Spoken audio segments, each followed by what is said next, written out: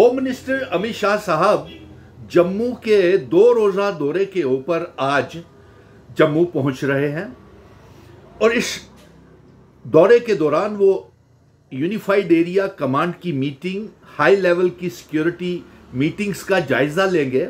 BSF के जवानों को भी वो खिताब करेंगे।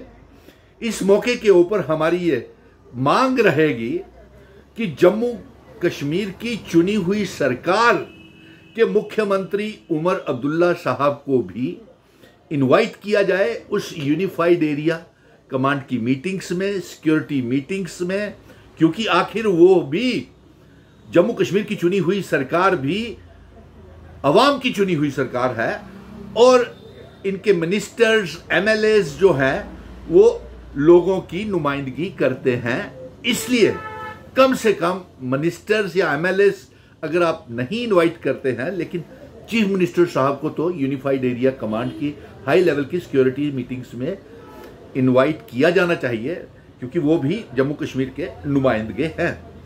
और मिलकर के जम्मू कश्मीर को किस तरीके से जो पटरी से उतरा हुआ है पहलगाम के हादसे के बाद, ऑपरेशन सिंदूर के बाद, वो इस जम्मू कश्मीर को कैसे पटरी के ऊपर लाया जाए और किस तरीके से हालात ठीक किए जाए। इसलिए उम्मीद करते हैं कि होम मिनिस्टर अमित शाह साहब हाई लेवल की सिक्योरिटी मीटिंग्स जो एलजीज कमांडर्स के साथ होंगी उसमें उमर अब्दुल्ला साहब को जरूर बुलाएंगे। अब उसके बाद दूसरी ओर आते हैं कि जो मॉक ड्रिल का कल ऐलान किया गया था और फिर उसके बाद वो कैंसिल हो गई, पोस्टपोन कर दी गई।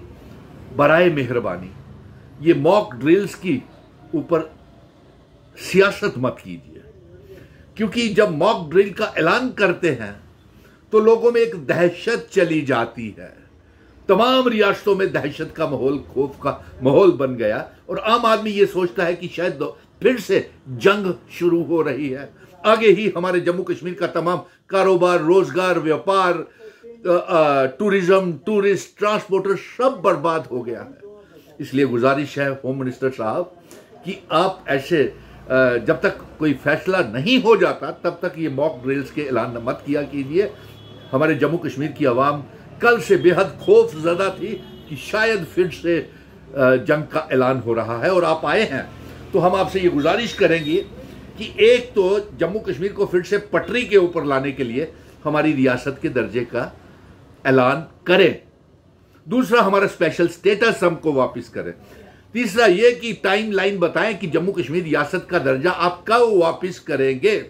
चौथा ये है कि एक पढ़े लिखे नौजवानों के लिए आप एक एम्प्लॉयमेंट रोजगार पैकेज का ऐलान करें।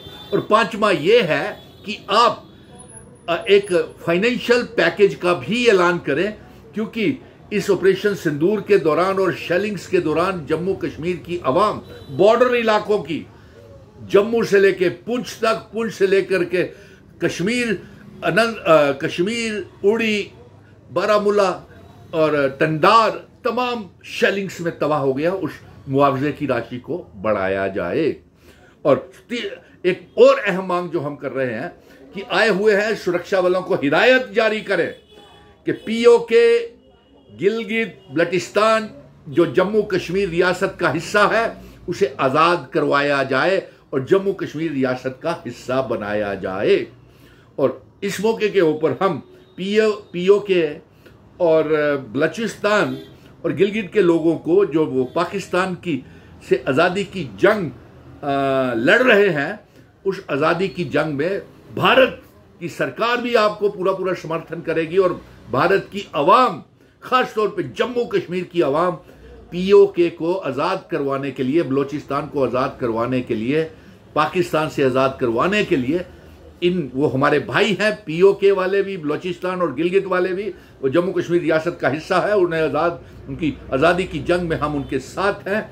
लेकिन एक अहम जो शाह साहब, होम मिनिस्टर साहब, आपसे ये गुजारिश करनी थी कि जम्मू कश्मीर इस समय बड़े मुश्किल दौर से गुजर रहा है। हमारा दरबार मूव शुरू करें। हमारे व्यापारियों की दुकानें तोड़ी जा रही हैं और साथ में हम ये भी करेंगे कि हमारा कारोबार सारा ठप हो गया है।